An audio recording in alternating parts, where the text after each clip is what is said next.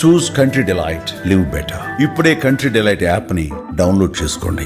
ఇక్కడ organic farming వచ్చే వాళ్ళకి కానీ వద్దాం అనుకున్న వాళ్ళకి కానీ ఇక్కడ ఎర్నింగ్ అండ్ సేవ్ చేసుకోవడం అనేది, ఎర్నింగ్ వేరు, సేవ్ చేసుకోవడం. ఎర్న్ చేసింది సేవ్ చేసుకోగలమా లేదా? కెన్ యూ గ్రో ఇక్కడ? యా, బట్ చాలా లేట్గా వస్తుంది. అంటే నేను ఎందుకు చెప్తున్నా అంటే ఇప్పుడు నాకు ఎక్కువ రీచ్ ఉంది, నా సేల్స్ మేబీ వేరే వాళ్ళతో కంపేర్ చేసుకోలేరేమో.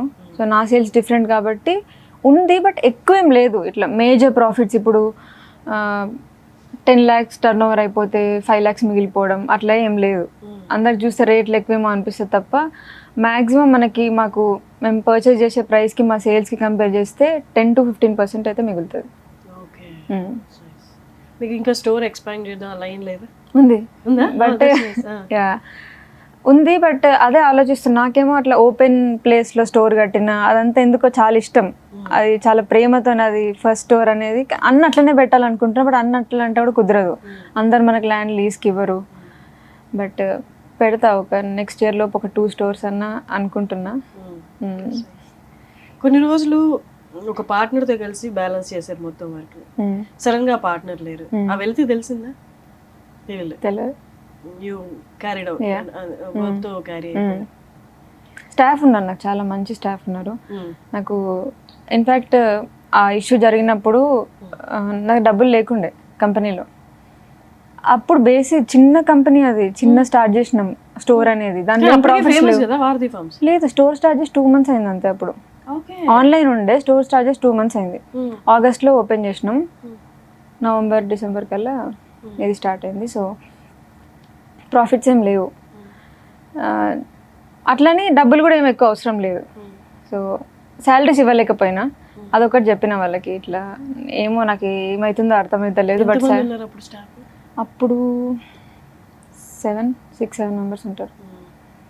ఇవ్వలేనేమో అంటే, లేదక్క మీరు ఫస్ట్ మీరు స్ట్రాంగ్ అవ్వండి, మీరు మంచిగా అవ్వండి, మీ మీద మీరు వర్క్ చేయండి, మేము 1-2 months అయినా పని చేస్తాము, జస్ట్ బేసిక్ కొంచెం ఇవ్వండి జాలి ఖర్చులకి అని అన్నారు.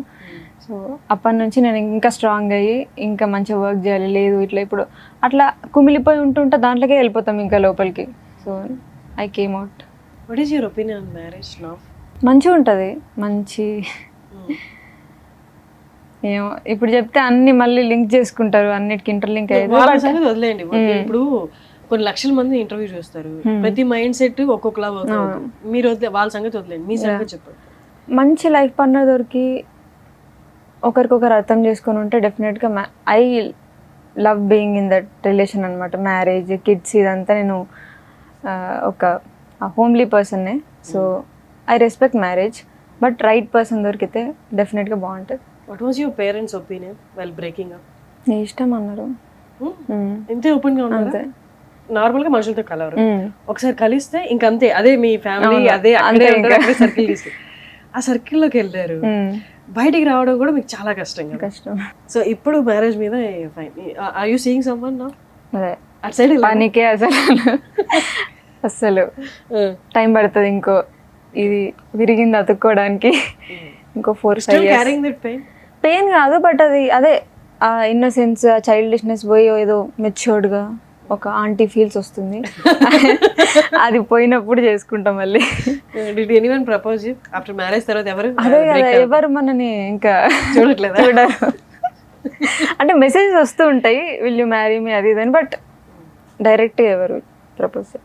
ఇంట్లో వాళ్ళు ఏమంటున్నారు? నెక్స్ట్ మ్యారేజ్ గురించి మాట్లాడుతున్నారు? ఏం లేదు అసలు. నేనైతే ఫస్ట్ నా ఫోకస్ వారధి పైనే ఉంది. దీన్ని ఇంకా డెవలప్ చేయాలి, మెల్లమెల్ల దీనిపైనే ఫోకస్ చేయాలి అని. నేను ఇది లాంగ్ టర్మ్ గోల్ లాగా చూస్తున్నా. నా 60 years వచ్చినా 70 years వచ్చినా నాకు వారధి ఒకటే. ఇంకా దీంట్లోనే నేను మెల్లగా గ్రో అవుతా, దీంట్లోనే ఎక్స్పీరియన్స్ తెచ్చుకుంటా అని. సో నేను నెక్స్ట్ అడగబోయే క్వశ్చన్, మీకు కంఫర్ట్ లేకపోతే you can say no, but బయట జరుగుతుంది నేను అడుగుతాను. నేను కూడా కొంచెం డిస్కంఫర్ట్తోనే అడుగుతున్నాను. ద పర్సన్ వంశీ ఎవరైతే ఉన్నారో, మీ తర్వాత ఒక అమ్మాయితో ఇంటర్వ్యూస్, రీల్స్ అంటారా, రీల్స్ షార్ట్స్ చేశారు. ఇప్పుడు అమ్మాయి వెళ్ళిపోయింది, ఇంకొక అమ్మాయి ఎవరో వచ్చారు. ఇట్లా అమ్మాయిలు వెళ్ళిపోయి అమ్మాయిలు రావడం తర్వాత అండ్ ఆ రీల్స్ కూడా డిలీట్ చేయడం చేసిన తర్వాత జనాలందరికీ ఒక కైండ్ ఆఫ్ ఒపీనియన్ వచ్చింది. ఏంటంటే ఏంటి అబ్బాయి స్టెబిలిటీ లేదా, అసలు ఆ అమ్మాయిలు ఎవరు, అమ్మాయిలు ఎందుకు వస్తున్నారు, వాళ్ళ ఎంప్లాయీ అంటే ఆ సమాధానం చెప్పట్లేదు, పార్ట్నరా అంటే సమాధానం చెప్పట్లేదు. ఇవేమీ కాకుండా వాళ్ళు వచ్చి ప్రమోట్ ఎందుకు చేస్తున్నారు, వాళ్ళు ఎందుకు ఇంత క్లోజ్గా ఉంటున్నారు, వాట్ ఈస్ దేర్ అన్నది అందరికి వచ్చే doubt. What did you feel after breakup? ఇమీడియట్గా 1 monthలో ఇంకొక అమ్మాయి రావడం, ఇన్ని రీల్స్ చేయడం, తర్వాత అమ్మాయి వెళ్ళిపోయిన తర్వాత ఒక 4-5 daysలో ఇంకొక అమ్మాయి వచ్చింది. మీకు ఏమనిపించింది? ఎందుకు ఏం అనిపించలే యాక్చువల్లీ. నేనేం అలా జరుగుతుందని ఎక్స్పెక్ట్ చేశారా? మీరు వెళ్ళిపోయిన తర్వాత ఇమీడియట్గా ఇంకొకళ్ళు వస్తారు అని ఎక్స్పెక్ట్ కూడా చేయలేదు, బట్ పట్టించుకోవట్లే కూడా నేను అసలు. మీరు క్యారీ చేసినంత ఫీల్ తను క్యారీ అయ్యి ఉంటుంది అనుకుంటున్నారా? బ్రేక్ అయిన తర్వాత maybe he take some time to get in to another relationship అని ఏమైనా అనిపించిందా? అసలు ఆ చాప్టరే క్లోజ్ చేసేసాను నేను. ఇంకా నేను తను ఒక క్వశ్చన్ అడిగాను నా ఇంటర్వ్యూలో. ఎంత కాదన్నా అమ్మాయిని ప్రేమించారు, మీరే అమ్మాయిని ఒప్పించారు, పెళ్లి చేసుకున్నారు, ఆ పెయిన్ అయితే ఉంటుంది కదా, విడిపోయిన తర్వాత ప్రేమించారు, 2 రోజులు కలిసి ఉన్నారు, ఆ మెమరీస్ అవన్నీ ఇట్లా చిటికేసినట్టు పోవు కదా, ఆ పెయిన్ మీరు క్యారీ చేయట్లేదా అని అడిగాను. సేమ్ క్వశ్చన్ మిమ్మల్ని అడుగుతుంది. ఆ మెమరీస్ అనేవి పెయిన్ఫుల్గా లేవా? అంటే ఉంటాయి డెఫినెట్గా బ్రేకప్ అయినప్పుడు, బట్ నాకు వేరే చాలా ఆప్షన్స్ ఉన్నాయి. వర్క్ ఇదంతా దాన్ని డీవియేట్ అవ్వడానికి, తుడిపేయడానికి. అయిన వాళ్ళు యా